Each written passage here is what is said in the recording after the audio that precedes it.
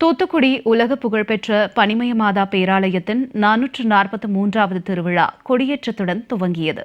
பல்லாயிரக்கணக்கான பக்தர்கள் மரியே வாழ்க என்று விண்ணை பிளக்க முழக்கமிட்டனர்.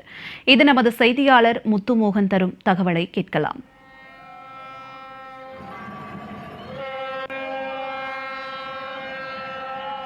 வணக்கம் முத்துமோகன், இது குறித்த கூடுதல் விவரங்களை சொல்லுங்க.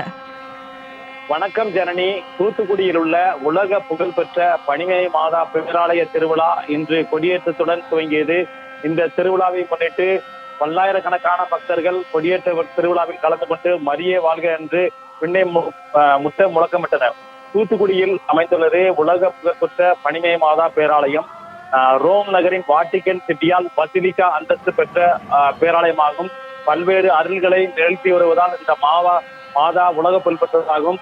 இந்த மாதாவின் இந்த 443வது ஆண்டு திருவிழா இன்று கொடியேற்றத்துடன் துவங்கியது. இதைத் தொடர்ந்து இன்று காலை 7 மணி அளவில் மறைமாவட்ட ஆயர் ஸ்டீவன் ஆண்டனி தலைமையில் சிறப்பு கொடியேற்ற திருப்பலி நடைபெற்றது. இதைத் தொடர்ந்து மாதா உருவம் பொறுத்த கொடி ஊர்வலமாக எடுத்து வரப்பட்டு கொடிமரத்தில் அர்ச்சிக்கப்பட்டு பின்னர் கொடி ஏற்றப்பட்டது. இந்த நிகழ்ச்சியில் பல்லாயிரக்கணக்கான பக்தர்கள் கலந்து கொண்டு மரியே வாழ்க என விண்ணை முழக்க கோஷமிட்டனர்.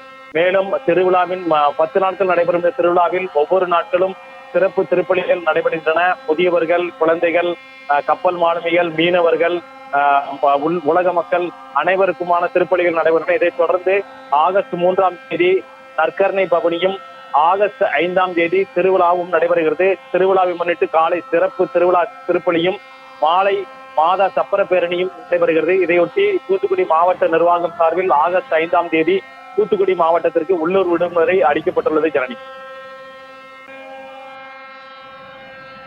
முத்துமோகன், தங்களுடைய விரிவான தகவலுக்கு நன்றி.